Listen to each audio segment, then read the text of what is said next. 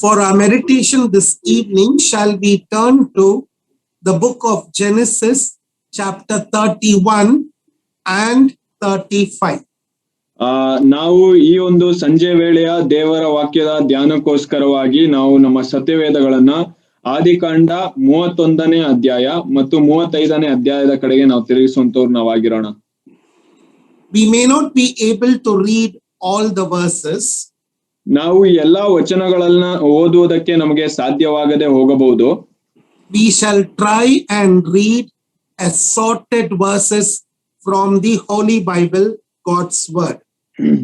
ಆದ್ರೆ ನಾವು ಈ ಒಂದು ಸತ್ಯವೇದದಿಂದಾಗಿ ನಾವು ಕೆಲವು ವಾಕ್ಯ ಭಾಗಗಳನ್ನ ನಾವು ಆರಿಸಿ ತೆಗೆದುಕೊಂಡು ಅವುಗಳನ್ನ ಮಾತ್ರ ನಾವು ಓದಿಕೊಳ್ಳುವಂತರು ನಾವಾಗಿರೋಣ.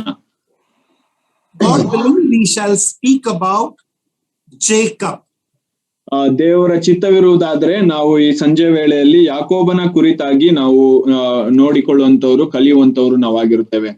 We know full well Jacob speaks of transformation of character.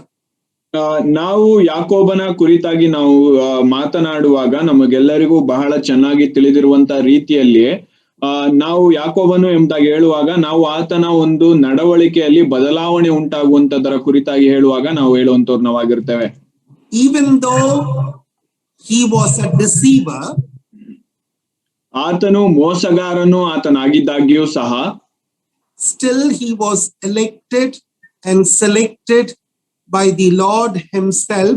He was God's chosen vessel. ಆತನು ದೇವರಿಂದ ಸ್ವತಃ ದೇವರು ತಾನೇ ಆರಿಸಿಕೊಂಡಂತದ್ದು ಯಾಕೋಬನನ್ನ ಆರಿಸಿಕೊಂಡನು ಎಂಬುದಾಗಿ ನಾವು ನೋಡುತ್ತೇವೆ. In Genesis and chapter 31, ಯಾಕೋಬನ ಆದಿಕಾಂಡ ಅದರಲ್ಲಿ 31ನೇ ಒಂದು ಅಧ್ಯಾಯದಲ್ಲಿ we read about Jacob fleeing from Laban. ನಾವು ಲಾಬಾನನ ಒಂದು ಸಂಗಡದಿಂದ ಆತನು ಓಡಿ ಹೋಗುವಂತದರ ಕುರಿತಾಗಿ ನಾವು ನೋಡುವಂತವ್ರು ನಾವಾಗಿರ್ತೇವೆ. Genesis 31:7. ಆದಿಕಾಂಡ 31ನೇ ಅಧ್ಯಾಯ 7ನೇ ವಚನ.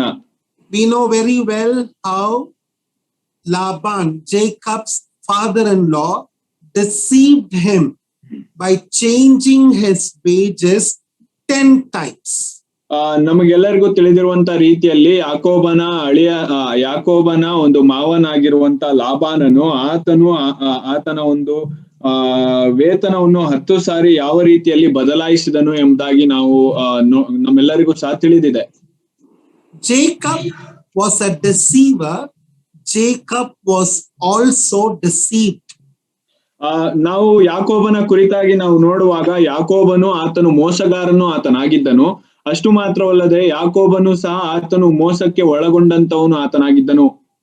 The angel of God appeared to Jacob. ನಾವು ನೋಡುವಾಗ ದೇವದೂತನು ತಾನೇ ಯಾಕೋಬನಿಗೆ ಕಾಣಿಸಿಕೊಳ್ಳುವಂತದ್ದನ್ನ ನಾವು ನೋಡುತ್ತೇವೆ. The angel of God, we can say it was God himself. ದೇವದೂತನು ಎಂಬುದಾಗಿ ನಾವು ಹೇಳುವಾಗ ದೇವರು ತಾನೇ ಎಂಬುದಾಗಿಯೂ ಸಹ ನಾವು ಹೇಳಬಹುದು. Genesis 31:13. ಆದಿಕಾಂಡ 31ನೇ ಅಧ್ಯಾಯ 13ನೇ ವಚನದಲ್ಲಿ The Lord said, I am the God of Bethel, where you anointed the pillar and where you made a vow to me. ಬೇತೇಲಿನಲ್ಲಿ ನಿನಗೆ ಕಾಣಿಸಿದ ದೇವರು ನಾನೇ, ಅಲ್ಲಿ ಕಂಬದ ಮೇಲೆ ಎಣ್ಣೆ ಹೊಯ್ದು ನನಗೆ ಹರಕೆ ಮಾಡಿಕೊಂಡಿ ಅಷ್ಟೇ.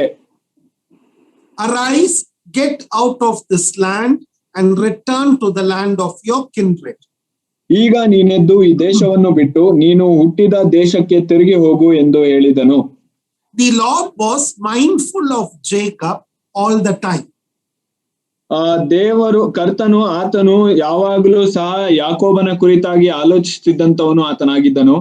Genesis 31:41. ಅದೇ 31ನೇ ಅಧ್ಯಾಯ ಆದಿಕಾಂಡ 31ನೇ ಅಧ್ಯಾಯ 41ನೇ ವಚನ. We know Jacob stayed in Laban's house for 20 years. ಲಾಬಾನನ ಮನೆಯಲ್ಲಿ ಯಾಕೋಬನ ಸ್ಥಿತಿ 20 ವರ್ಷದ ತನಕ ಏನಾಗಿತ್ತು ಎಂಬುದಾಗಿ ನಮಗೆಲ್ಲರಿಗೂ ಸಹ ತಿಳಿದಿದೆ. He served Laban for 14 years for 2 of his daughters.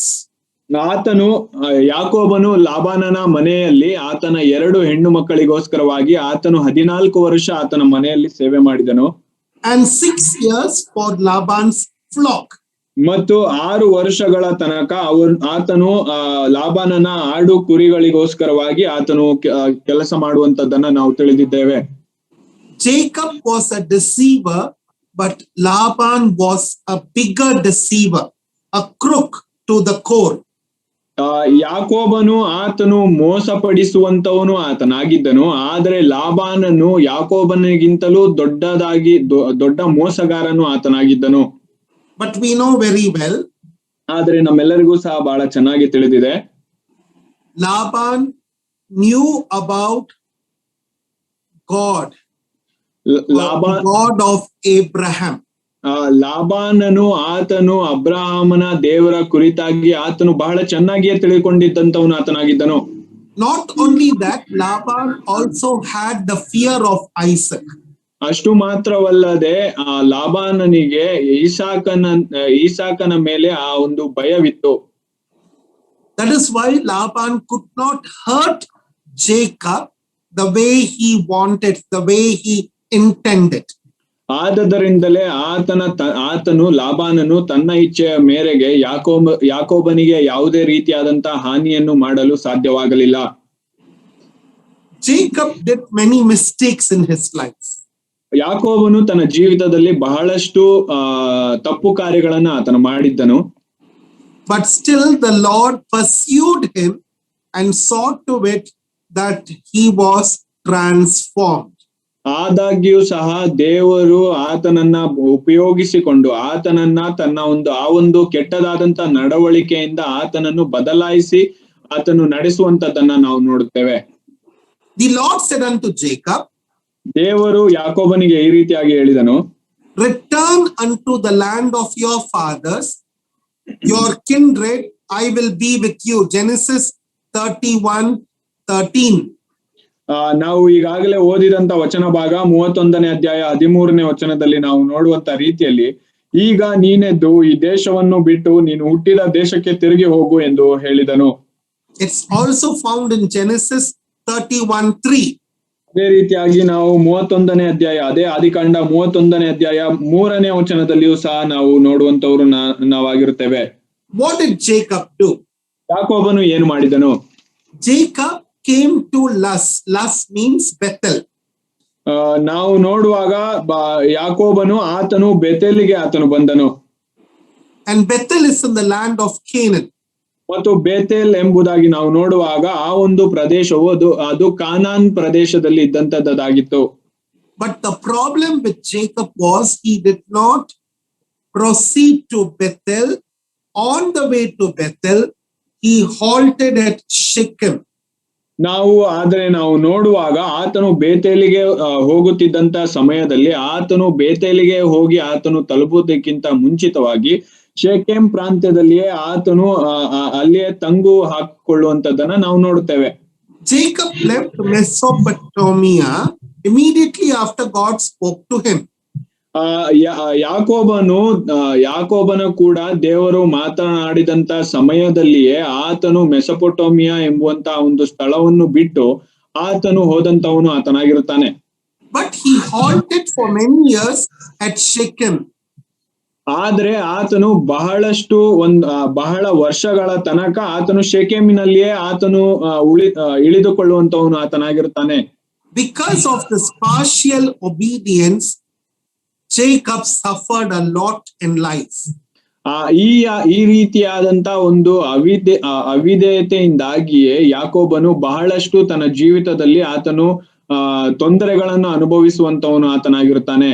He did not return to Bethel the way the Lord had asked him to go. He delayed.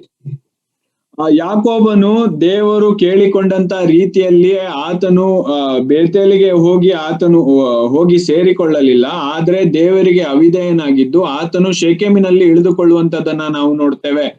That was the mistake that Jacob had committed. ಈ ಒಂದು ತಪ್ಪು ಕಾರ್ಯವನ್ನು ಯಾಕೋಬನು ಮಾಡುವಂತವನು ಆತನಾಗಿರುತ್ತಾನೆ. So what is the first point that we need to bear in mind. ಆದದರಿಂದ ನಾವು ಕಲಿತುಕೊಳ್ಳಬೇಕಾದಂತ ನಮ್ಮ ಮನಸ್ಸಿನಲ್ಲಿ ನಾವು ಇಟ್ಟುಕೊಳ್ಳಬೇಕಾಗಿರುವಂತಹ ಮೊದಲನೇ ಅಂಶವೇನು ಎಂಬುದಾಗಿ ನೋಡುವಾಗ Partial obedience. ನಾವು ಸ್ವಲ್ಪ ಮಾತ್ರವಾಗಿ ವಿಧೇಯರಾಗುವಂತದ್ದು. Partial obedience according to God's word is no obedience at all.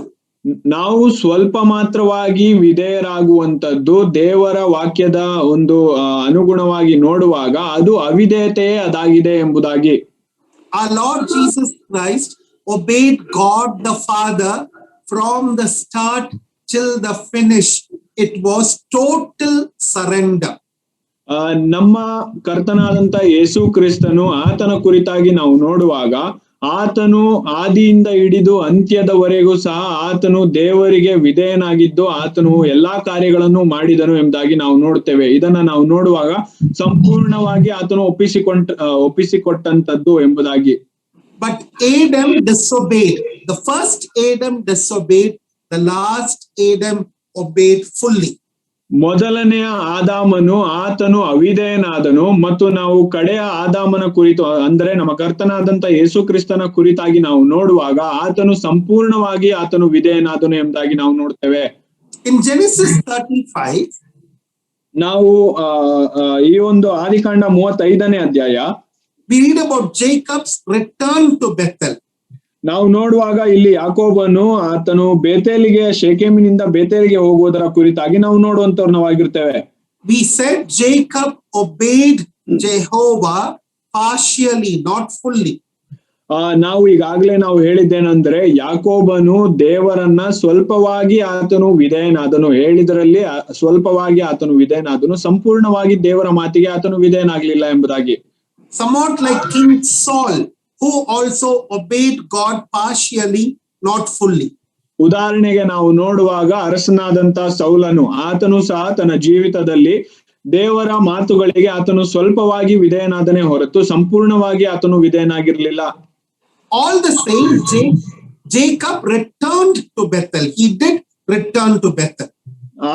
ಆದಾಗ್ಯೂ ಸಹ ನಾವು ನೋಡುವಾಗ ಯಾಕೋಬನು ಆತನು ಬೇತೇಲಿಗೆ ಹಿಂತಿರುಗಿ ಹೋಗುವಂತವನು ಆತನಾಗಿರ್ತಾನೆ. He took a bold stand for the Lord and he told his household, Genesis 35:2, put away all the strange gods. ನಾವು ನೋಡುವಾಗ ಆತನು ಯಾಕೋಬನು ತನ್ನ ಜೀವಿತದಲ್ಲಿ ದೇವರಿಗೋಸ್ಕರವಾಗಿ ದೃಢವಾಗಿ ನಿಂತವನಾಗಿ ಆತನು ಹೇಳುವಂತದ್ದೇನೆಂದ್ರೆ ಅದೇ ಆದಿಕಾಂಡ 35ನೇ ಅಧ್ಯಾಯ 2ನೇ ವಚನದಲ್ಲಿ ನಾವು ನೋಡುತ್ತೇವೆ, ನಿಮ್ಮಲ್ಲಿರುವ ಅನ್ಯ ದೇವರುಗಳನ್ನು ತಳ್ಳಿಬಿಟ್ಟು ಎಂಬುದಾಗಿ ಆತನು ಹೇಳುತ್ತಾನೆ. In Genesis 35 we read not only about Bethel, also about El Bethel. El Bethel means God of Bethel, God of the house of God. ನಾವು ಈ ಒಂದು 35ನೇ ಅಧ್ಯಾಯದಲ್ಲಿ ನಾವು ನೋಡುವಾಗ ಬೇತೇಲ್ ಎಂಬುದರ ಸ್ಥಳದ ಕುರಿತಾಗಿ ಮಾತ್ರ ನಾವು ನೋಡದೆ ಎಲ್ ಬೆತೇಲ್ ಎಂಬುವಂತದ್ರ ಕುರಿತಾಗಿಯೂ ಸಹ ನಾವು ನೋಡುವಂತವರು ಆಗಿರ್ತೇವೆ. ಅಂದ್ರೆ ಎಲ್ ಬೇತೇಲ್ ಎಂಬುದಾಗಿ ಏನು ಎಂಬುದಾಗಿ ಹೇಳುವಾಗ ಬೇತೇಲಿನ ದೇವರು ಎಂಬುದಾಗಿ. Jacob built altars for the Lord. Altar speaks of worship. ನಾವು ನೋಡುವಾಗ ಯಾಕೋಬನು ಆತನು ಆ ಒಂದು ಯಜ್ಞ ವೇದಿಗಳನ್ನು ಆತನು ಕಟ್ಟುವಂತವನು ಆತನಾಗಿರ್ತಾನೆ. ಯಜ್ಞ ವೇದಿ ಎಂಬುದಾಗಿ ನಾವು ನೋಡುವಾಗ ಅದು ಆರಾಧನೆಗೆ ಸೂಚಕವಾಗಿರುವಂತದ್ದಾಗಿರುತ್ತದೆ. In Genesis 35 we also read about Jacob's name being changed. ನಾವು ಅದೇ ರೀತಿಯಾಗಿ 35ನೇ ಅಧ್ಯಾಯವನ್ನು ನಾವು ಓದುತ್ತಾ ಹೋಗುವಾಗ ನಾವು ನೋಡುವಂತದ್ದೇನೆಂದ್ರೆ ಯಾಕೋಬನ ಹೆಸರು ಬದಲಾಗುವಂತದರ ಕುರಿತಾಗಿಯೂ ಸಹ ನಾವು ನೋಡ್ತೇವೆ. Genesis 35:10. 35ನೇ ಅಧ್ಯಾಯ 10ನೇ ವಚನ. Jacob actually had a vision. We know that, we read about that in Genesis 28. ಯಾಕೋಬನಿಗೆ ಒಂದು ದರ್ಶನ ಉಂಟಾಗಿತ್ತು ಮತ್ತು ಆ ದರ್ಶನದ ಕುರಿತಾಗಿ ನಾವು ಆದಿಕಾಂಡ 28ನೇ ಅಧ್ಯಾಯದಲ್ಲಿ ನಾವು ಓದಿಕೊಳ್ಳುವಂತವ್ರು ನಾವು ಆಗಿರುತ್ತೇವೆ. Bethel means house of God. Bethel ಎಂಬುದಾಗಿ ನೋಡುವಾಗ ಅದರ ಅರ್ಥ ಏನಂದ್ರೆ ದೇವರ ಮನೆ ಎಂಬುದಾಗಿ. Genesis 28:16. 28ನೇ ಅಧ್ಯಾಯ ಆದಿಕಾಂಡ 28ನೇ ಅಧ್ಯಾಯ 16ನೇ ವಚನ. What did Jacob say? ಯಾಕೋಬನು ಅಲ್ಲಿ ಏನ್ ಹೇಳ್ತಾನೆ? He said a few things. ಅಲ್ಲಿ ಕೆಲವು ವಿಷಯಗಳ ಕುರಿತಾಗಿ ಆತನು ಹೇಳುವಂತವನು ಆತನಾಗಿರ್ತಾನೆ. one, surely the Lord is in this place. The Lord is in this place. ಆತನು ಹೇಳುವುದೇನೆಂದ್ರೆ 16ನೇ ವಚನ, ನಿಜವಾಗಿ ಯೆಹೋವನು ಈ ಸ್ಥಳದಲ್ಲಿ ಇದ್ದಾನೆ. 2 verse 17. ಎರಡನೆಯದಾಗಿ 17ನೇ ವಚನ, how terrible is this place? This place is terrible. ಈ ಸ್ಥಳವು ಎಷ್ಟೋ ಭಯಂಕರವಾದದ್ದು ಎಂಬುದಾಗಿ ಆತನು ಹೇಳುತ್ತಾನೆ. And 3, this is the gate of heaven. ಮೂರನೆಯದಾಗಿ ಇದು ಪರಲೋಕದ ಬಾಗಿಲು. So we know the house of God is a place where we sense God's presence. ಆದುದರಿಂದ ಇದರಿಂದ ನಾವು ತಿಳಿದುಕೊಳ್ಳುವಂತದ್ದೇನೆಂದ್ರೆ, ದೇವರ ಮನೆ ಎಂಬುದಾಗಿ ಹೇಳುವಾಗ ನಾವು ದೇವರ ಮನೆಯಲ್ಲಿ ದೇವರ ಪ್ರಸನ್ನತೆಯನ್ನು ನಾವು ಕಂಡುಕೊಳ್ಳುವಂತವರು ನಾವಾಗಿರುತ್ತೇವೆ. And the terror of God is also felt in the house of God. ಮತ್ತು ದೇವರ ಮನೆಗೆ ನಾವು ಸೇರಿ ಬರುವಾಗ ನಮ್ಮ ದೇವರು ಎಷ್ಟು ಭಯಂಕರನಾಗಿದ್ದಾನೆ ಎಂಬುದಾಗಿಯೂ ಸಹ ನಾವು ತಿಳಿದುಕೊಳ್ಳುವಂತವರು ನಾವಾಗಿರುತ್ತೇವೆ. The house of God is the gate of heaven. ಮತ್ತು ದೇವರ ಮನೆಯು ಅದು ಪರಲೋಕದ ಬಾಗಿಲು ಅದಾಗಿರುವಂತದ್ದಾಗಿರುತ್ತದೆ. The house of God is the church of the living God. ದೇವರ ಮನೆ ಎಂಬುದಾಗಿ ನೋಡುವಾಗ ಜೀವದಿಂದಿರುವಂತ ನಮ್ಮ ದೇವರು ಇರುವಂತ ಒಂದು ಸ್ಥಳ ಅದಾಗಿರುತ್ತದೆ. We should not think house of God is used only in the Old Testament. ನಾವು ದೇವರ ಮನೆ ಎಂಬುದಾಗಿ ಹೇಳುವಂತ ಪದವು ಅದು ಹಳೆ ಒಡಂಬಡಿಕೆಯಲ್ಲಿ ಮಾತ್ರ ಉಪಯೋಗವಾಗಿದೆ ಎಂಬುದಾಗಿ ನೀವು ತಿಳಿದುಕೊಳ್ಳಬಾರದು. 1 Timothy 3:15. 1 ತಿಮೋಥಿ 3ನೇ ಅಧ್ಯಾಯ 15ನೇ ವಚನ, the house of God is the church of the living God. ದೇವರ ಮನೆ ಎಂಬುದಾಗಿ ಹೇಳುವಾಗ ಜೀವದಿಂದಿರುವಂತ ನಮ್ಮ ದೇವರು ಇರುವಂತ ಒಂದು ದೇವರ ಸಭೆ ಅದಾಗಿದೆ ಎಂಬುದಾಗಿ. And it is the pillar and ground of the truth. ಮತ್ತು ನಾವು ನೋಡುವಾಗ ಅದು ಒಂದು ಸತ್ಯಕ್ಕೂ pardon uncle, a pillar and ground of the truth. ಅದು ಸತ್ಯಕ್ಕೆ ಅನುಗುಣವಾಗಿರುವಂತ ಒಂದು ಸ್ತಂಭ ಅದಾಗಿರುತ್ತದೆ ಎಂಬುದಾಗಿ. The Lord Jesus said, ನಮ್ಮ ಕರ್ತನಾದಂತ ಯೇಸು ಕ್ರಿಸ್ತನು ಈ ರೀತಿಯಾಗಿ ಆತನು ಹೇಳಿದನು, I will build my church. Matthew 16:18. ಮತ್ತಾಯ 16ನೇ ಅಧ್ಯಾಯ 18ನೇ ವಚನದಲ್ಲಿ ಆತನು ಹೇಳುವುದೇನೆಂದ್ರೆ, ನಾನು ನನ್ನ ಸಭೆಯನ್ನು ನಾನು ಕಟ್ಟುವೆನು ಎಂಬುದಾಗಿ. The gates of hell shall not prevail against it. ಆ ನರಕದ ಬಾಗಿಲು ಯಾವುದೇ ರೀತಿಯಲ್ಲಿಯೂ ಇದಕ್ಕೆ ತಡೆ ಉಂಟು ಮಾಡಲು ಸಾಧ್ಯವಿಲ್ಲ ಎಂಬುದಾಗಿ. Church is house of God. ಸಭೆ ಎಂಬುದಾಗಿ ಹೇಳುವಾಗ ಅದು ದೇವರ ಮನೆ ಆಗಿರುತ್ತದೆ. It is the gate of heaven. ಅದು ಪರಲೋಕದ ಬಾಗಿಲು ಅದಾಗಿರುತ್ತದೆ. So the gates of hell cannot prevail against the house of God, the church of the living God, the gate of heaven. ಆದದರಿಂದ ನರಕದ ಬಾಗಿಲುಗಳು ಯಾವುದೇ ರೀತಿಯಾದಂತ ಕಾರ್ಯಗಳನ್ನಾಗಲಿ ಅಡೆತಡೆಗಳನ್ನಾಗಲಿ ದೇವರ ಮನೆಗಾಗಲಿ ದೇವರ ಮನೆಯಾಗಿರುವಂತ ಪರಲೋಕದ ಬಾಗಿಲಿಗಾಗಲಿ ಉಂಟು ಮಾಡಲು ಸಾಧ್ಯವಿಲ್ಲ. The Lord Jesus Christ bought the church with his own blood. Acts 20:28. ಅಪೊಸ್ತಲರ ಕೃತ್ಯ 20ನೇ ಅಧ್ಯಾಯ 28ನೇ ವಚನದಲ್ಲಿ ನಾವು ನೋಡುವಂತ ರೀತಿಯಲ್ಲಿಯೇ ನಮ್ಮ ಕರ್ತನಾದಂತ ಯೇಸು ಕ್ರಿಸ್ತನು ತಾನೇ ತನ್ನ ರಕ್ತದ ಮೂಲಕವಾಗಿ ಆ ಸಭೆಯನ್ನು ಕೊಂಡುಕೊಂಡಿದ್ದಾನೆ ಎಂಬುದಾಗಿ ನಾವು ನೋಡ್ತೇವೆ. The church is very precious unto him. ನಮ್ಮ ದೇವರಿಗೆ ಆ ಸಭೆಯು ಅದು ಬಹು ಮೂಲ್ಯವಾಗಿರುವಂತದ್ದು ಅದಾಗಿರುತ್ತದೆ. That's because of the high price or the heavy cost that he paid for it, for her. ಯಾಕಂದರೆ ಆ ಒಂದು ಸಭೆಗೋಸ್ಕರವಾಗಿ ಆತನು ಕೊಟ್ಟಂತ ಒಂದು ಅತಿ ಮೂಲ್ಯವಾದಂತ ಬೆಲೆಯಿಂದಾಗಿಯೇ. We also see Jacob used worldly means to become prosperous in life. ನಾವು ಯಾಕೋಬನ ಜೀವಿತದಲ್ಲಿ ನಾವು ನೋಡುವಾಗ ಆತನು ಲೌಕಿಕವಾಗಿಯೂ ಸಹ ಆತನು ತನ್ನ ಜೀವಿತದಲ್ಲಿ ಐಶ್ವರ್ಯವಂತನಾಗುವುದಕ್ಕೋಸ್ಕರವಾಗಿ ಆತನು ಪ್ರಯಾಸ ಪಟ್ಟದ್ದನ್ನ ನಾವು ನೋಡ್ತೇವೆ. So point 1 is partial obedience. ಮೊದಲನೇ ಅಂಶವೇನೆಂದರೆ ಆತನು ಸ್ವಲ್ಪವಾಗಿಯೇ ದೇವರಿಗೆ ವಿಧೇಯನಾದನು. Point 2 is worldly means. ಮತ್ತು ಎರಡನೆಯದಾಗಿ ಲೌಕಿಕವಾದಂತ ವಿಚಾರಗಳು. If we use worldly means to become prosperous, we will not be at peace all the time.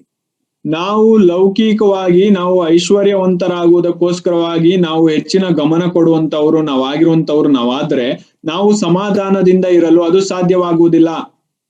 Jacob was a clever man. ಯಾಕೋಬನು ಆತನು ಬಹಳ ಒಂದು ಚಾಣಾಕ್ಷನಾಗಿದ್ದಂತ ಒಬ್ಬ ವ್ಯಕ್ತಿ ಆತನಾಗಿದ್ದನು.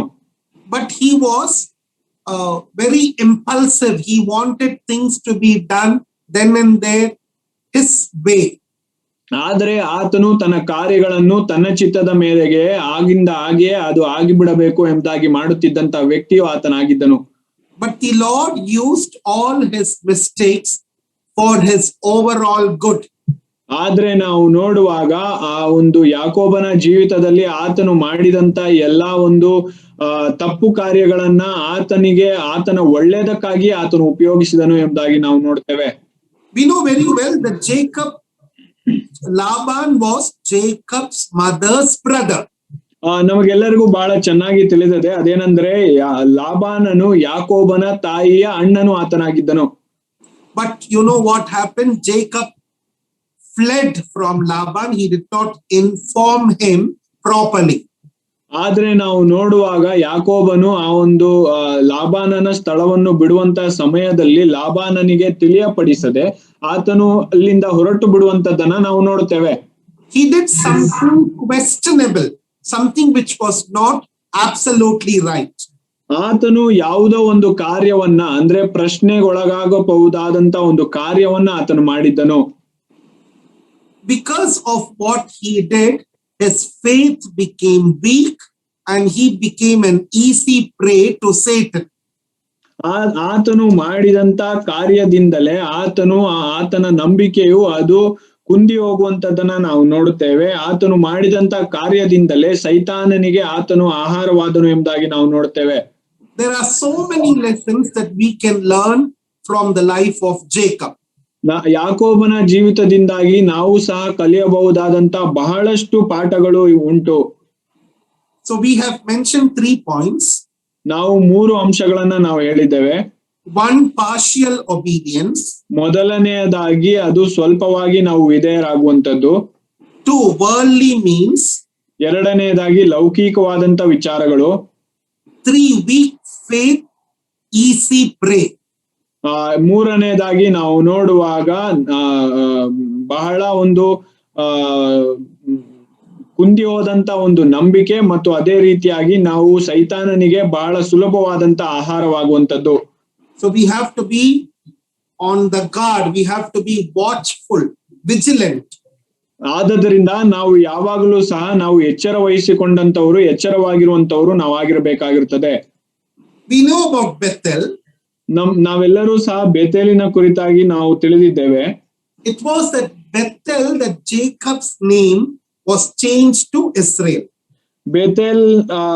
ಬೇತೇಲ್ ಸ್ಥಳದಲ್ಲಿಯೇ ಯಾಕೋಬನ ಹೆಸರು ಇಸ್ರೇಲ್ ಎಂಬುದಾಗಿ ಅದು ಬದಲಾಗುವಂತದ್ದನ್ನ ನಾವು ನೋಡಿದ್ದೇವೆ. But what happened later was, ಅದಾದ ನಂತರದಲ್ಲಿ ಏನಾಯಿತು ಎಂಬುದಾಗಿ ನೋಡುವಾಗ Jeroboam made Bethel a place of idolatry.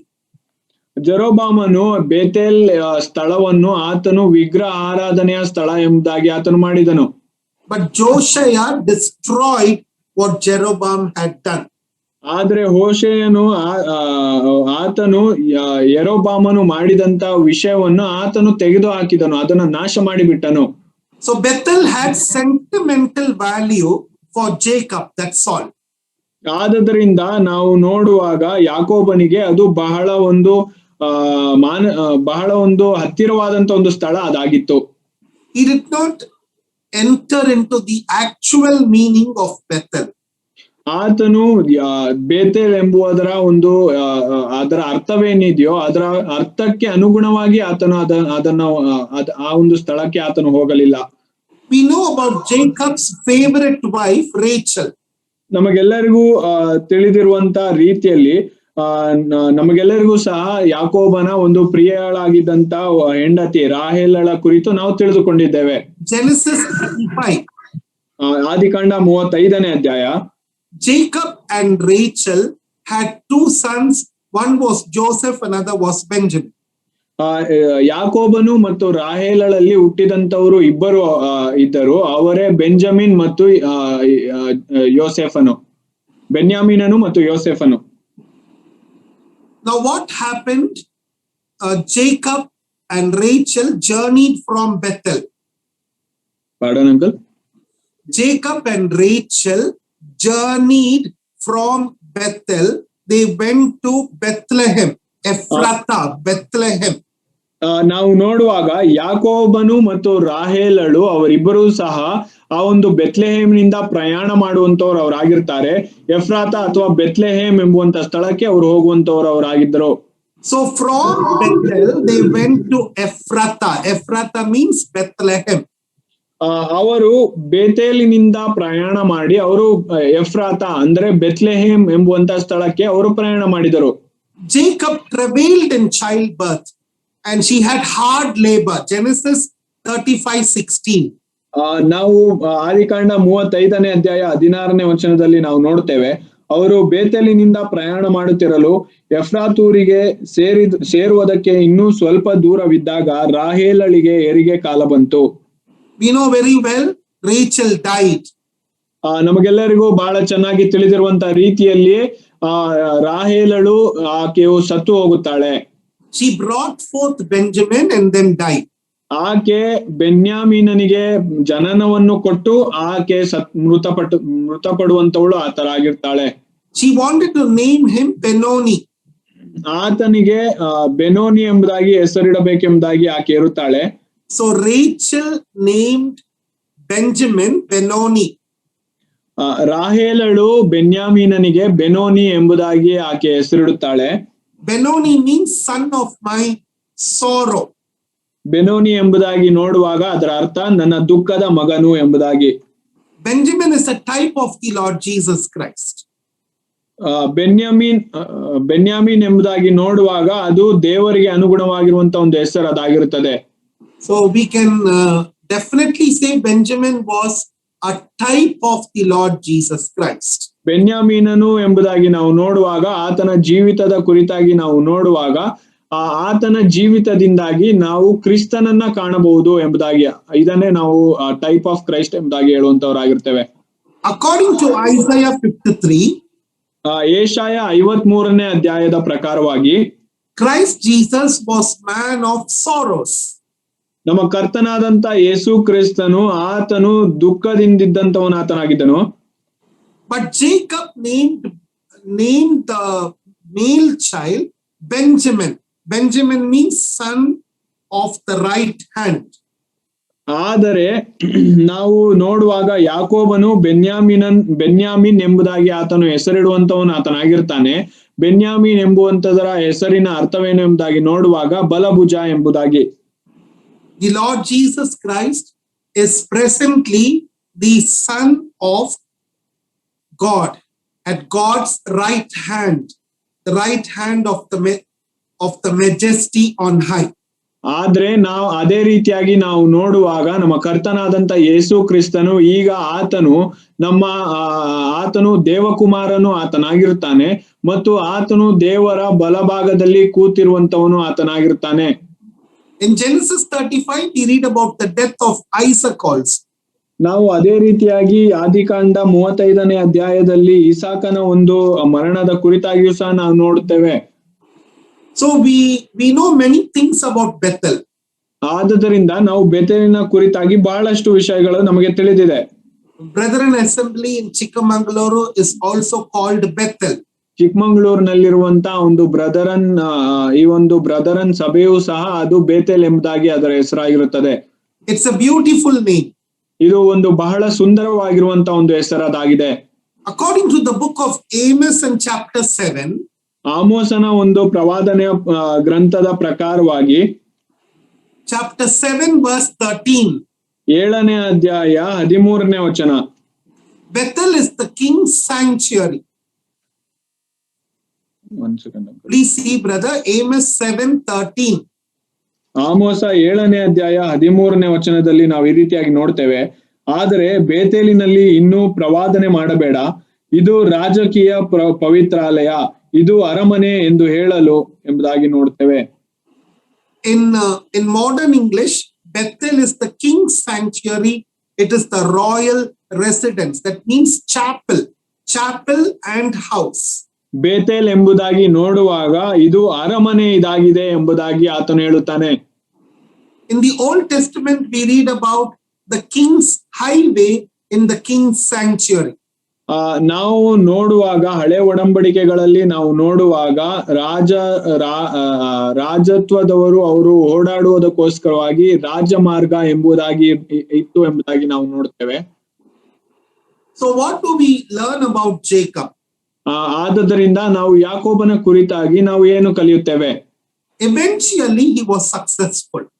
ಆತನು ತನ್ನ ಜೀವಿತದ ಕಡೆ ದಿನಗಳಲ್ಲಿ ನಾವು ನೋಡುವಾಗ ಆತನು ಜಯಶಾಲಿ ಆಗುತ್ತಾನೆ.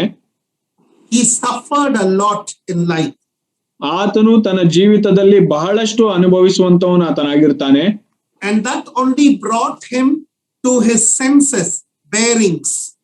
ಆತನು ಪಟ್ಟಂತ ಆ ಒಂದು ನೋವಿನಿಂದಲೇ, ಆತನು ಅನುಭವಿಸಿದಂತ ಆ ಎಲ್ಲ ನೋವಿನಿಂದಲೇ ಆತನು ಆ ಒಂದು ಸರಿಯಾದಂತ ಮಾರ್ಗಕ್ಕೆ ಬರಲು ಸಾಧ್ಯವಾಯಿತು ಎಂಬುದಾಗಿ ನಾವು ನೋಡ್ತೇವೆ. We know very well what Jacob did. ನಮಗೆಲ್ಲರಿಗೂ ತಿಳಿದಿರುವಂತ ರೀತಿಯಲ್ಲಿ ಯಾಕೋಬನು ಏನು ಮಾಡಿದನು ಎಂಬುದಾಗಿ ನಾವು ತಿಳಿದಿದ್ದೇವೆ. He was sly, cunning, crafty. He took the blessing meant for Esau, even Esau's birthright. ನಾವು ನೋಡುವಾಗ ನಮಗೆ ತಿಳಿದಿರುವಂತ ರೀತಿಯಲ್ಲಿ ಯಾಕೋಬನು ಆತನು ಬಹಳ ಮೋಸಗೊಳಿಸುವಂತವನು, ಆತನು ಚಾಣಾಕ್ಷನಾಗಿದ್ದಂತವನು ಆತನಾಗಿದ್ದಾನೆ. ನಾವು ನೋಡುವಂತ ರೀತಿಯಲ್ಲಿ ಏಸಾವನ ಒಂದು ಜನನ ಹಕ್ಕನ್ನೇ ಆತನು ಕಿತ್ತುಕೊಳ್ಳುವಂತವನು ಆತನಾಗಿರ್ತಾನೆ. But he finally found refuge in Egypt with his favorite son Joseph. ಆದಾಗ್ಯೂ ಸಹ ಆತನು ತನ್ನ ಪ್ರಿಯನಾದಂತ ಮಗನ ಜೊತೆಯಲ್ಲಿಯೇ ಆತನು ಐಗುಪ್ತ ದೇಶದಲ್ಲಿ ಅಂದ್ರೆ ಯೋಸೇಫನ ಜೊತೆಯಲ್ಲಿ ಐಗುಪ್ತ ದೇಶದಲ್ಲಿ ಸೇರಿಕೊಳ್ಳಲಿಕ್ಕಾಗುವಂತೆ ಆತನಿಗೆ ಅನುಕೂಲವಾಯಿತು. No matter who we are and what we are up to, ನಾವು ಯಾರಾಗಿದ್ದೇವೆ, ನಾವು ಏನು ಮಾಡಬೇಕು ಎಂಬುದಾಗಿ ನಮ್ಮ ಆಲೋಚನೆ ಏನಾಗಿದ್ದರೂ ಸಹ the Lord is mindful of us, and if only we surrender ourselves to him without reservation, he will transform our character and make it sterling. ನಾವು ಏನೇ ಆಗಿದ್ದರೂ, ನಮ್ಮ ನಡವಳಿಕೆ ಅದು ಏನೇ ಆಗಿದ್ದರೂ ಸಹ ನಮ್ಮನ್ನ ನಾವು ದೇವರಿಗೆ ಒಪ್ಪಿಸಿಕೊಡುವಾಗ ಆತನು ಯಾವಾಗಲೂ ಸಹ ನಮಗೋಸ್ಕರವಾಗಿ ಚಿಂತಿಸುವಂತವನು, ನಮಗೋಸ್ಕರವಾಗಿ ಯೋಜನೆಗಳನ್ನು ಮಾಡುವಂತವನು ಆತನಾಗಿರ್ತಾನೆ. ಮತ್ತು ಆತನು ನಮ್ಮನ್ನು ಕಾಪಾಡುವಂತ ದೇವರು ಆತನಾಗಿದ್ದಾನೆ. ಮತ್ತು ನಮ್ಮ ಎಲ್ಲಾ ಒಂದು ಕೆಟ್ಟತನದಿಂದ ನಮ್ಮನ್ನು ಬಿಡಿಸಿ ನಮ್ಮನ್ನು ಒಳ್ಳೆಯ ಮಾರ್ಗಕ್ಕೆ ನಡೆಸಬಲ್ಲಂತ ದೇವರು ಆತನಾಗಿದ್ದಾನೆ ಎಂಬುದಾಗಿ ನಾವು ಕಲಿಯಬಹುದಾಗಿದೆ. No man is perfect. ಯಾವ ಮನುಷ್ಯನು ಕೂಡ ಆತನು ಪರಿಪೂರ್ಣನು ಆತನಲ್ಲ. Only our Lord Jesus is perfect. ನಮ್ಮ ಕರ್ತನಾದಂತ ಯೇಸು ಕ್ರಿಸ್ತನು ಮಾತ್ರ ಆತನು ಪರಿಪೂರ್ಣನಾದಂತ ದೇವರು ಆತನಾಗಿದ್ದಾನೆ. Nobody else is. ಯಾರು ಕೂಡ ಆ ಪರಿಪಕ್ವತೆಯನ್ನು ಹೊಂದಿಕೊಂಡಿಲ್ಲ. We don't become saints overnight. ನಾವು ಒಂದು ರಾತ್ರಿಯಲ್ಲಿಯೇ ನಾವು ಒಳ್ಳೆಯವರು ಅಥವಾ ಸಂತರು ನಾವು ಆಗುವುದಿಲ್ಲ. Even though we are saved or born again, redeemed, ನಾವು ರಕ್ಷಿಸಲ್ಪಟ್ಟಾಗಿಯೂ ಸಹ, ನಾವು ಬಿಡುಗಡೆಯನ್ನು ಹೊಂದಿದಾಗಿಯೂ ಸಹ it takes a lifetime for us to change. ನಾವು ಬದಲಾಗಬೇಕಾದ್ರೆ ಅದು ನಮ್ಮ ಜೀವಿತ ಸಂಪೂರ್ಣ ಕಾಲವು ಅದು ತೆಗೆದುಕೊಳ್ಳುವಂತದ್ದಾಗಿರುತ್ತದೆ. But if we commit ourselves to the Lord time and again, he will undertake for every need. ಆದರೆ ನಮ್ಮನ್ನ ನಾವು ದೇವರ ಹಸ್ತಗಳಿಗೆ ನಾವು ಒಪ್ಪಿಸಿಕೊಡುವಾಗ ಆತನು ನಮ್ಮ ಎಲ್ಲ ಅವಶ್ಯಕತೆಗಳನ್ನ ಆತನು ನೋಡಿಕೊಳ್ಳುವಂತವನು, ಪೂರೈಸುವಂತವನು ಆತನಾಗಿರ್ತಾನೆ. There is hope for every believer. ಪ್ರತಿಯೊಬ್ಬ ವಿಶ್ವಾಸಿಗೂ ಸಹ ಆ ಒಂದು ನಿರೀಕ್ಷೆಯು ಕೊಡಲ್ಪಟ್ಟಿದೆ. Apostle Paul says, ಅಪೊಸ್ತಲನಾದಂತ ಪೌಲನು ಈ ರೀತಿಯಾಗಿ ಹೇಳುತ್ತಾನೆ, we are called to be saints. ನಾವು ಆತನ ವಿಶ್ವಾಸಿಗಳು, ಆತನ ಸಂತರು ನಾವಾಗಬೇಕಾಗಿ ನಮ್ಮನ್ನು ಕರೆಯಲ್ಪಟ್ಟಿದ್ದೇವೆ ಎಂಬುದಾಗಿ ಆತನು ಹೇಳುತ್ತಾನೆ. We do not become saints just like that. It takes time. It is a process to reach unto sainthood. ನಾವು ಆ ಒಂದು ಸ್ವಲ್ಪ ಸಮಯದಲ್ಲಿಯೇ ಈ ರೀತಿಯಾಗಿ ಬದಲಾಗುವುದಕ್ಕೆ ಸಾಧ್ಯವಿಲ್ಲ. ಅದು ಕೆಲವು ಸಮಯಗಳನ್ನ ತೆಗೆದುಕೊಂಡು ನಾವು ಆ ರೀತಿಯಾಗಿ ಬದಲಾಗುವಂತವ್ರು ನಾವಾಗಿರ್ತೇವೆ. See Paul, for example. ಉದಾಹರಣೆಗೆ ನೋಡಿರಿ, Paul, Apostle Paul. ಅಪೊಸ್ತಲನಾದಂತ ಪೌಲನು. After his conversion, ಆತನು ಒಂದು ಮಾರ್ಪಾಡು ಹೊಂದಿದಂತ ನಂತರದಲ್ಲಿ he was called Apostle Paul until such time he was martyred. Pardon, uncle? He was called Apostle Paul until such time he was beheaded, killed. ಅಪೊಸ್ತಲನಾದಂತ ಪೌಲನು ಎಂಬುದಾಗಿ ಕರೆಯುವುದಕ್ಕಿಂತ ಮುಂಚಿತವಾಗಿ ಆತನು ಶಿರಚ್ಛೇದ ಹೊಂದಿದಂತವನ ರೀತಿಯಲ್ಲಿ ಇದ್ದಂತವನ ಆತನಾಗಿದ್ದನು. No, during his lifetime he was called Apostle Paul. Only after his death we call him Saint Paul. ಕ್ಷಮಿಸಿರಿ, ನಾವು ನೋಡುವಾಗ ಅಪೊಸ್ತಲನಾದಂತ ಪೌಲನು ಎಂಬುದಾಗಿ ಕರೆಯಬೇಕಾದ್ರೆ ಆತನ ಶಿರಚ್ಛೇದವಾದ ನಂತರದಲ್ಲಿಯೇ ಆತನನ್ನು ಈ ರೀತಿಯಾಗಿ ಕರೆಯಲ್ಪಟ್ಟದ್ದು. So only after our home call we are fit to be saints. While we are still living, we have breath in our nostrils. We are being transformed day by day. ನಮ್ಮ ಮೂಗಿನಲ್ಲಿ ಶ್ವಾಸವಿರುವವರೆಗೂ ಸಹ, ನಾವು ಜೀವದಿಂದಿರುವವರೆಗೂ ಸಹ ನಾವು ಆ ಒಂದು ಬದಲಾವಣೆ ಆಗುತ್ತಿರುವಂತ ಒಂದು ಕಾರ್ಯದಲ್ಲಿ ನಾವು ಇರುವಂತವ್ರು ನಾವಾಗಿರ್ತೇವೆ. ನಾವು ನಮ್ಮ ಮರಣದ ನಂತರದಲ್ಲಿ ನಾವು ಸಹ ಆ ಬದಲಾವಣೆ ಪರಿಪೂರ್ಣವಾಗುವಂತದ್ದು ಎಂಬುದಾಗಿ ನಾವು ನೋಡುತ್ತೇವೆ. That is why we should never be critical of others. ಆದ್ದರಿಂದಲೇ ನಾವು ಬೇರೆಯವರ ಕುರಿತಾಗಿ ನಾವು ಖಂಡಿಸುವಂತವ್ರು ನಾವಾಗಿರಬಾರದು. Instead we should pray for others. ಅದರ ಬದಲಾಗಿ ನಾವು ಬೇರೆಯವರಿಗೋಸ್ಕರವಾಗಿ ಪ್ರಾರ್ಥಿಸುವಂತವ್ರು ನಾವಾಗಿರಬೇಕು. It is the Lord who changes people. ದೇವರು ತಾನೇ ಈ ಮನುಷ್ಯರನ್ನ ಬದಲಾಯಿಸುವಂತವನಾತನಾಗಿರ್ತಾನೆ. If the Lord could change Jacob's character, definitely he can change you and me. ನಮ್ಮ ದೇವರು ಯಾಕೋಬನನ್ನೇ ಆತನು ಬದಲಾಯಿಸಲು ಶಕ್ತನಾಗಿದ್ದಾನೆ ಎಂಬುದಾಗಿ ನಾವು ನೋಡುವುದಾದ್ರೆ, ನನ್ನನ್ನು ನಿಮ್ಮನ್ನು ಸಹ ನಮ್ಮ ದೇವರು ತಾನೇ ಆತನು ಬದಲಾಯಿಸಲು ಸಾಧ್ಯವಿರುತ್ತದೆ. Jacob had wonderful revelation. ಯಾಕೋಬನ ಕುರಿತಾಗಿ ನೋಡುವಾಗ ಆತನಿಗೆ ಬಹಳ ಅದ್ಭುತವಾದಂತ ಪ್ರಕಟಣೆಗಳು ಆತನಿಗಾಗಿದ್ದವು. He had vision of the house of God. ಆತನಿಗೆ ದೇವರ ಮನೆಯ ಒಂದು ದರ್ಶನ ಉಂಟಾಗಿತ್ತು. He also had revelation of God himself as the God of the house of God. ದೇವರು ತನ್ನನ್ನು ತಾನೇ ದೇವರ ಮನೆಯಾಗಿ ಯಾಕೋಬನಿಗೆ ಪ್ರಕಟಿಸಿಕೊಂಡದ್ದನ್ನ ನಾವು ಕಾಣುತ್ತೇವೆ. So what we need to learn practically is, ಆದ್ದರಿಂದ ನಾವು ಕಲಿಯಬೇಕಾದಂತ ವಿಷಯವೇನೆಂದ್ರೆ, we should love our fellow men. ನಾವು ನಮ್ಮ ಸಹ ಸಹೋದರರನ್ನ ನಾವು ಪ್ರೀತಿಸುವಂತವ್ರು ನಾವಾಗಿರಬೇಕು. Especially believers, fellow believers. ನಮ್ಮ ಸಹ ವಿಶ್ವಾಸಿಗಳನ್ನ ಮೊದಲಿಗೆ ನಾವು ಪ್ರೀತಿಸುವಂತವ್ರು ನಾವಾಗಿರಬೇಕು. There may be lapses in their life. ಅವರ ಜೀವಿತದಲ್ಲಿ ಆ ಒಂದು ಉಳುಕುಗಳು ಇರಬಹುದಾಗಿರುತ್ತದೆ. They may go wrong at times. ಅವರು ಕೆಲವು ಸಮಯಗಳಲ್ಲಿ ತಪ್ಪಾದಂತ ಕಾರ್ಯಗಳನ್ನ ಮಾಡಬಹುದಾಗಿರುತ್ತದೆ. But we should call them separately and prayerfully talk to them and not disgrace them or humiliate them or insult them in front of others. ಆ ಸಮಯದಲ್ಲಿ ನಾವು ಅವರನ್ನ ಪ್ರತ್ಯೇಕವಾಗಿ ಕರೆದು ಪ್ರಾರ್ಥನಾ ಪೂರ್ವಕವಾಗಿ ನಾವು ಅವರ ಬಳಿಯಲ್ಲಿ ಅವರಿಗೆ ಹೇಳಬೇಕೇ ಹೊರತು ನಾವು ಯಾವುದೇ ರೀತಿಯಲ್ಲಿಯೂ ಸಹ ಅವರಿಗೆ ನಾವು ಅವಮಾನ ಪಡಿಸುವಂತವ್ರು ನಾವಾಗಿರಬಾರದು. ಅವರಿಗೆ ನಾವು ತೊಂದರೆ ಕೊಡುವಂತವ್ರು ನಾವಾಗಿರಬಾರದು. We are not authorized to judge anyone. ನಾವು ಯಾರನ್ನೂ ಸಹ ನಾವು ನ್ಯಾಯ ತೀರಿಸಲು ನಮಗೆ ಯಾವುದೇ ರೀತಿಯಾದಂತಹ ಹಕ್ಕು ಕೊಡಲ್ಪಟ್ಟಿಲ್ಲ. It is only by our prayers that our fellow believers change for better. ನಮ್ಮ ಪ್ರಾರ್ಥನೆಯ ಮೂಲಕವಾಗಿಯೇ ನಮ್ಮ ಸಹ ಸಹೋದರರು ಅವರು ಬದಲಾಗುವಂತವರು ಅವರಾಗಿರ್ತಾರೆ ಒಳ್ಳೆಯದಕ್ಕಾಗಿ. Please see the life of Jacob. ಯಾಕೋಬನ ಜೀವಿತವನ್ನೇ ನೀವು ನೋಡಿರಿ. There were ups and downs from the start till the finish.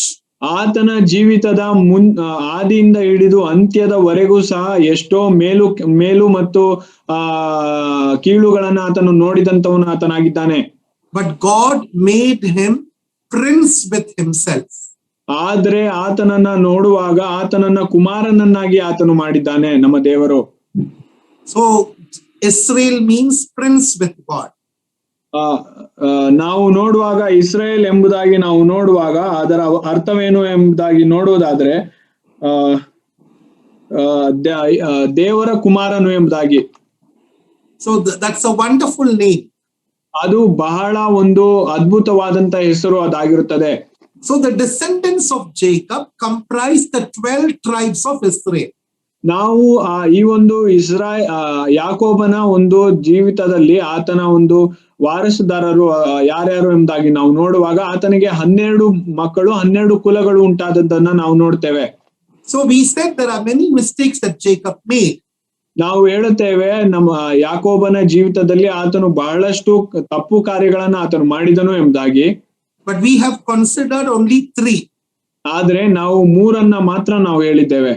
I have taken these 3 points from Brother Baksin's book. ನಾನು ಈ 3 ಅಂಶಗಳನ್ನ ನಾನು ಸಹೋದರರಾದಂತ ಭಗತ್ ಸಿಂಗ್ ಎಂಬುವಂತವರ ಪುಸ್ತಕದಿಂದ ನಾನು ತೆಗೆದುಕೊಂಡಿದ್ದೇನೆ. The first one is partial obedience. ಮೊದಲನೆಯದಾಗಿ ನಾವು ಸ್ವಲ್ಪವಾಗಿ ವಿಧೇಯರಾಗುವಂತದ್ದು. Our prayer should be, Lord, help us to obey thee fully without asking thee any questions, without any reservation. ನಮ್ಮ ಪ್ರಾರ್ಥನೆ ಏನಾಗಿರಬೇಕು ಎಂಬುದಾಗಿ ನಾವು ನೋಡುವಾಗ, ದೇವರೇ ನಾನು ಸಂಪೂರ್ಣವಾಗಿಯೂ ವಿಧೇಯನಾಗಿದ್ದು, ನಾನು ಸಂಪೂರ್ಣವಾಗಿ ವಿಧೇಯನಾಗಿದ್ದು ಎಲ್ಲಾ ಕಾರ್ಯಗಳಲ್ಲಿಯೂ ಯಾವುದೇ ರೀತಿಯಾದಂತ ಅಡೆತಡೆಗಳಿಲ್ಲದೆ ನಾನು ಮಾಡ್ಲಿಕ್ಕಾಗುವಂತೆ, ಯಾವುದೇ ಪ್ರಶ್ನೆಗಳಿಲ್ಲದೆ ನಾನು ನಿನ್ನ ಕಾರ್ಯವನ್ನು ಮಾಡ್ಲಿಕ್ಕಾಗುವಂತೆ ಕೃಪೆ ಮಾಡು ಎಂಬುದಾಗಿ ನಾವು ಪ್ರಾರ್ಥಿಸುವಂತವ್ರು ನಾವಾಗಬೇಕು. Point 2, using worldly means to become materially prosperous. ಎರಡನೇದಾಗಿ ನಾವು ನೋಡುವಾಗ ಲೌಕಿಕವಾದಂತ ವಿಚಾರಗಳಿಂದಾಗಿ ಲೋಕ ಸಂಬಂಧವಾದಂತ ವಿಚಾರಗಳನ್ನು ಉಪಯೋಗಿಸಿ ನಾವು ಐಶ್ವರ್ಯವಂತರಾಗಲು ನಾವು ಪ್ರಯತ್ನ ಪಡುವಂತದ್ದು. That is what Jacob did. ಇದನ್ನೇ ಯಾಕೋಬನು ತನ್ನ ಜೀವಿತದಲ್ಲಿ ಆತನು ಮಾಡಿದನು. We know very well he wanted streaked, speckled and gray spotted flocks. Genesis 31:10. ನಾವು ಆದಿಕಾಂಡ 31ನೇ ಅಧ್ಯಾಯ 10ನೇ ವಚನದಲ್ಲಿ ನಾವು ಈ ರೀತಿಯಾಗಿ ನಾವು ನೋಡ್ತೇವೆ. ಅದೇನಂದ್ರೆ, ಕುರಿಗಳು ಸಂಗಮ ಮಾಡುವ ಕಾಲದಲ್ಲಿ ನಾನು ಕನಸಿನಲ್ಲಿ ಕಣ್ಣೆತ್ತಿ ನೋಡಿದಾಗ ಕುರಿಗಳ ಮೇಲೆ ಹಾರಿದ ಟಗರುಗಳೆಲ್ಲವೂ ರೇಖೆ ಚುಕ್ಕೆ ಮಚ್ಚೆಗಳುಳ್ಳವುಗಳಾಗಿ ಕಾಣಿಸಿದ್ದವು ಎಂಬುದಾಗಿ ನಾವು ನೋಡ್ತೇವೆ. ಆತನಿಗೆ ಆ ರೇಖೆ ಚುಕ್ಕೆ ಮಚ್ಚೆಗಳುಳ್ಳ ಕುರಿಗಳೇ ಬೇಕು ಎಂಬುದಾಗಿ ಆತನು ಆಸೆ ಪಟ್ಟನು. He wanted to become rich overnight, and his argument was, I have worked enough for Laban, so I deserve all this.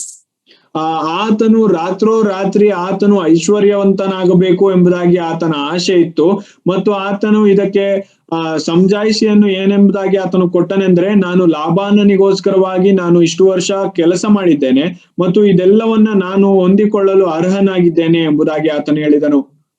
Point 3, ಮೂರನೇ ಒಂದು ಅಂಶ, Jacob's character became questionable. ಯಾಕೋಬನ ನಡವಳಿಕೆಯು ಅದು ಪ್ರಶ್ನೆ ಮಾಡಲು ಅದು ಸೂಕ್ತವಾದಂತ ಒಂದು ನಡವಳಿಕೆ ಆತನದ್ದಾಗಿತ್ತು. So his faith became weak. ಆದದರಿಂದ ಆತನ ಒಂದು ನಂಬಿಕೆ ಅದು ಕುಂದಿ ಹೋಯಿತು. And he became an easy prey to Satan. ಮತ್ತು ಆತನು ಸೈತಾನನಿಗೆ ಒಂದು ಸುಲಭವಾದಂತ ಒಂದು ಆಹಾರವಾಗಿದ್ದನು. So we should have strong faith like Abraham. ಆದದರಿಂದ ನಾವು ಅಬ್ರಹಾಮನ ರೀತಿಯಲ್ಲಿ ಆ ಒಂದು ಬಲವಾದಂತ ಒಂದು ನಂಬಿಕೆಯನ್ನ ಹಿಡಿದುಕೊಂಡಿರುವಂತವ್ರು ನಾವಾಗಿರಬೇಕು. So we should not only be fond of Bethel, we should also know the God of Bethel intimately. ನಾವು ಬೇತೇಲ್ ಅಂದ್ರೆ ದೇವರ ಮನೆಯನ್ನ ಮಾತ್ರ ತಿಳಿದುಕೊಳ್ಳುವಂತವ್ರು ನಾವು ಆಗಿರಬಾರದು.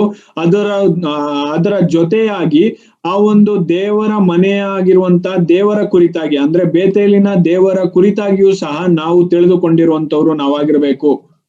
We take this opportunity to thank our brothers, sisters and children for upholding us in prayer.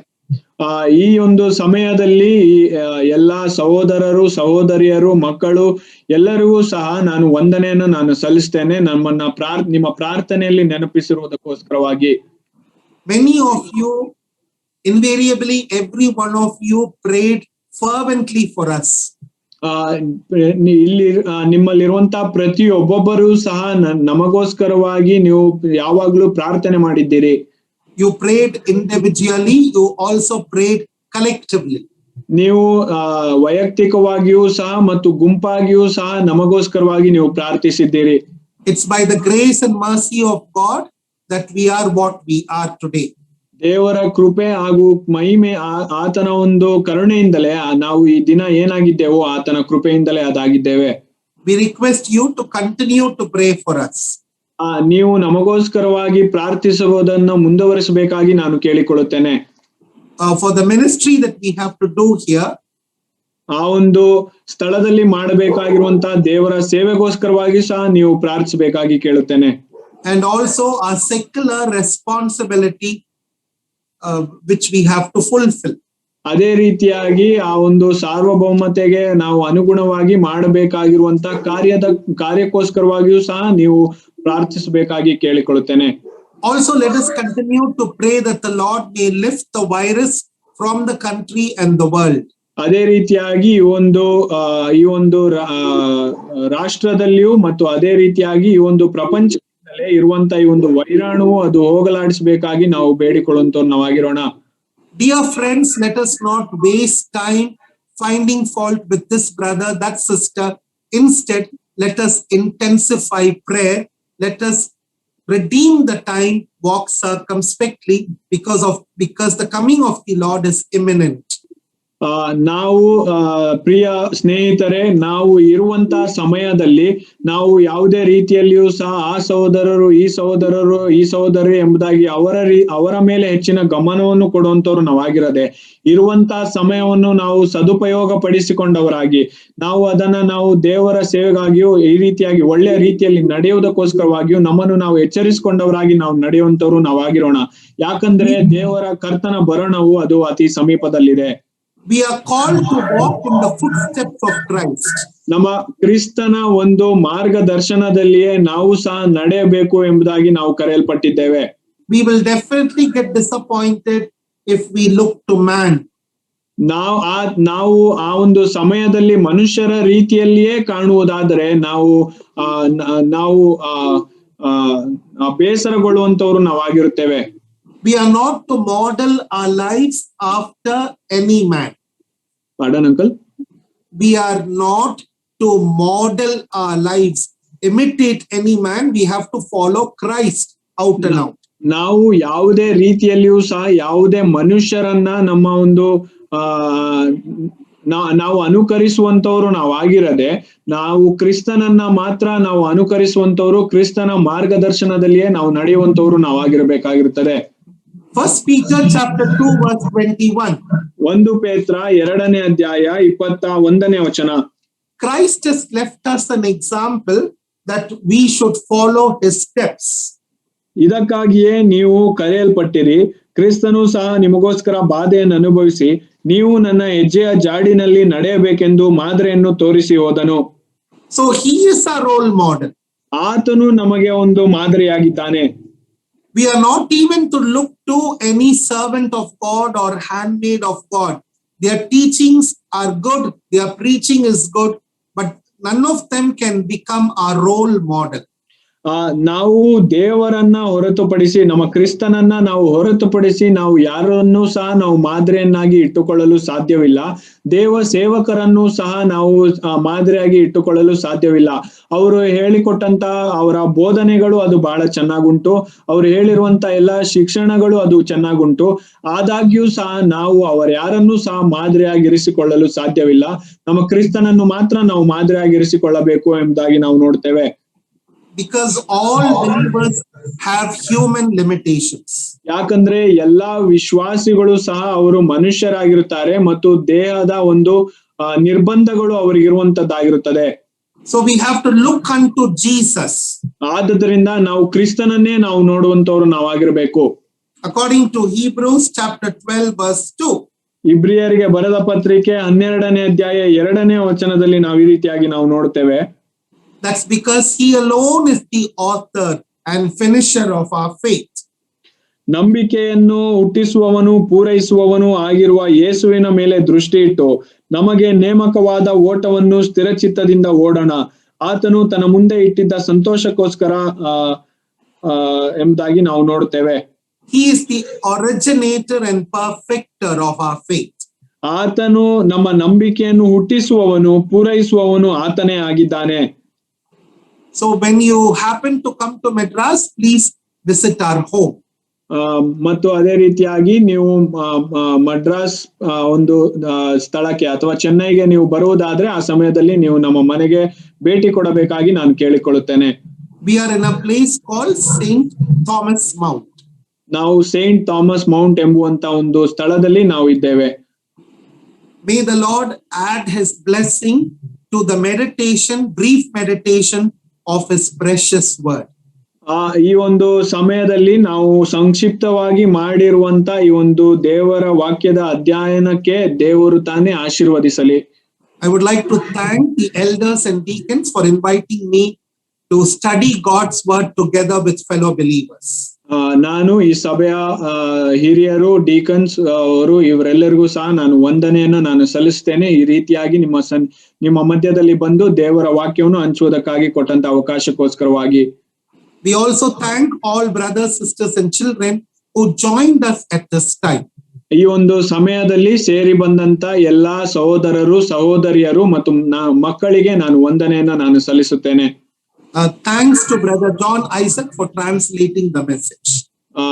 ಭಾಷಾಂತರ ಮಾಡಿದವರಿಗೂ ಸಹ ನಾನು ವಂದನೆಯನ್ನ ನಾನು ಸಲ್ಲಿಸ್ತೇನೆ. Praise the Lord and thank you. Let us not forget to say thank you and praise the Lord. ದೇವರ ನಾಮಕ್ಕೆ ಸ್ತೋತ್ರವಾಗಲಿ, ಎಲ್ಲರಿಗೂ ವಂದನೆ. ನಾವು ವಂದನೆ ಹೇಳುವಂತದ್ದನ್ನ, ಕೃತಜ್ಞತೆ ಹೇಳುವಂತದ್ದನ್ನ ಮತ್ತು ಅದೇ ರೀತಿಯಾಗಿ ದೇವರ ನಾಮಕ್ಕೆ ಸ್ತೋತ್ರ ಹೇಳುವಂತದ್ದನ್ನ ನಾವು ಎಂದಿಗೂ ಮರೆಯುವುದು ಬೇಡ. It is good to give thanks. ನಾವು ದೇವರಿಗೆ ಕೃತಜ್ಞತೆ ಹೇಳುವಂತದ್ದು ಅದು ಒಳ್ಳೆಯದಾಗಿರುತ್ತದೆ. We hope eventually our life will also be like that of Jacob, and transformation of character would have happened to each and every one of us. ಅಂತ್ಯದಲ್ಲಿ ನಾವು ನೋಡುವಾಗ ಯಾಕೋಬನ ಜೀವಿತದಲ್ಲಿಯೇ ಆತನ ನಡವಳಿಕೆಯಲ್ಲಿ ಆದಂತ ಬದಲಾವಣೆಯ ರೀತಿಯಲ್ಲಿಯೇ ನಮ್ಮ ಜೀವಿತದಲ್ಲಿಯೂ ಸಹ ಅಂತ್ಯದಲ್ಲಿ ನಾವು ಸಹ ಒಂದು ಬದಲಾವಣೆಯನ್ನು ಕಂಡುಕೊಳ್ಳಲು ಸಾಧ್ಯವಾಗಲಿ ಎಂಬುದಾಗಿ ನಾವು ಕೇಳಿಕೊಳ್ಳೋಣ. Thank you. ವಂದನೆಗಳು.